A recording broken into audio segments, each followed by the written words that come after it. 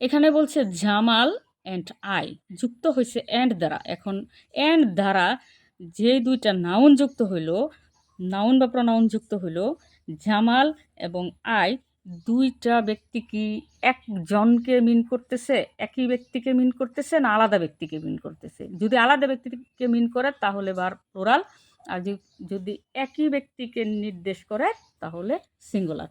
জামাল একজন, আই অবশ্যই জামালের মধ্যে পড়ে না। সো এখানে জামাল এবং আই পৃথক ব্যক্তিকে নির্দেশ করতেছে। সো পৃথক যেহেতু বোঝাচ্ছে, তো আমরা অবশ্যই বার প্লুরাল নিব, এখানে ওয়ার্কস হবে না। এবার এটা অনেক পরীক্ষায় আসে, স্লো অ্যান্ড স্টেডি উইন বা উইন দ্য রেস, অথবা bread and butter is or are my favourite breakfast. এই দুইটা এক্সাম্পল হুবাহু বিভিন্ন বৃত্তি পরীক্ষায়, বিভিন্ন চাকরি পরীক্ষায় হুবাহু আসতে দেখা যায়। এবার কথা হচ্ছে এই দুইটা সেন্টেন্সে আসলে ভার্ব কী হবে।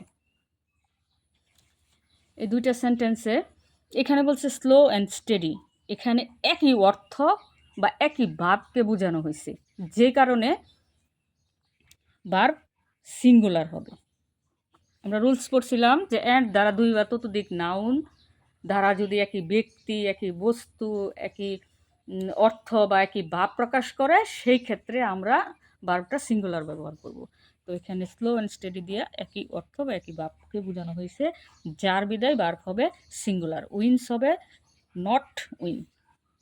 তবে এখানে আরেকটু কথা হচ্ছে যে গাণিতিক হিসাবের ক্ষেত্রে যখন অ্যান্ড যুক্ত সেন্টেন্সগুলো থাকবে, অ্যান্ড যুক্ত যে গাণিতিক হিসাবের ক্ষেত্রে যে সেন্টেন্সগুলো থাকে, সেই ক্ষেত্রে ভার্ব সবসময় সিঙ্গুলার হয়। যেমন two and true, makes make 4।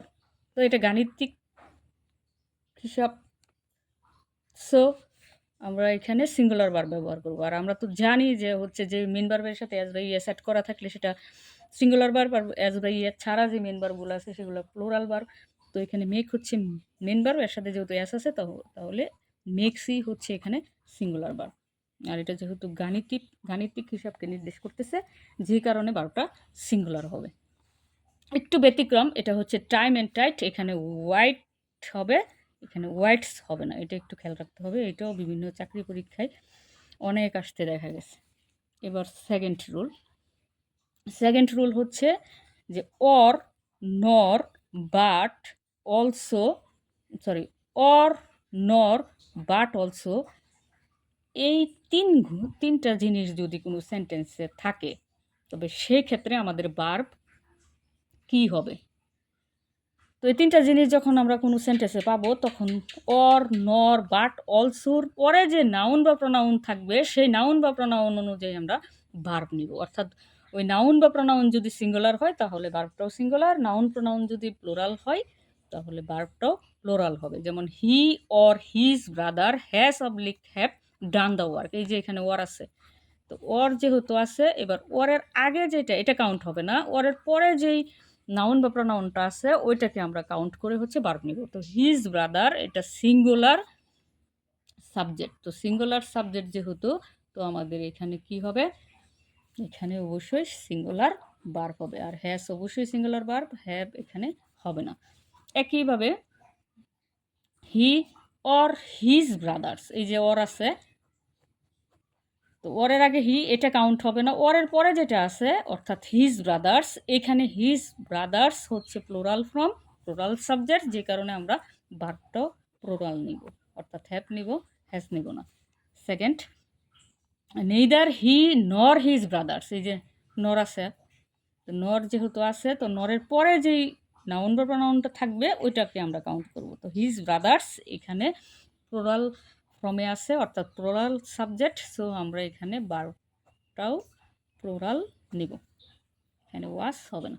একইভাবে ইদার ইউ অর আই, তো ওই যে অর আছে, তো অর যেহেতু আছে আমরা কি করব, ওরের পরে যে নাউন বা প্রনাউন আছে, অর্থাৎ ওরের পরে এখানে আই আছে, আয়ের সাথে আই অনুযায়ী হচ্ছে আমরা ভার্ব নিব। তো আয়ের সাথে কি বসে, এম বসে, নট আর। আশা করি বুঝতে পারছেন। সকলকে ধন্যবাদ।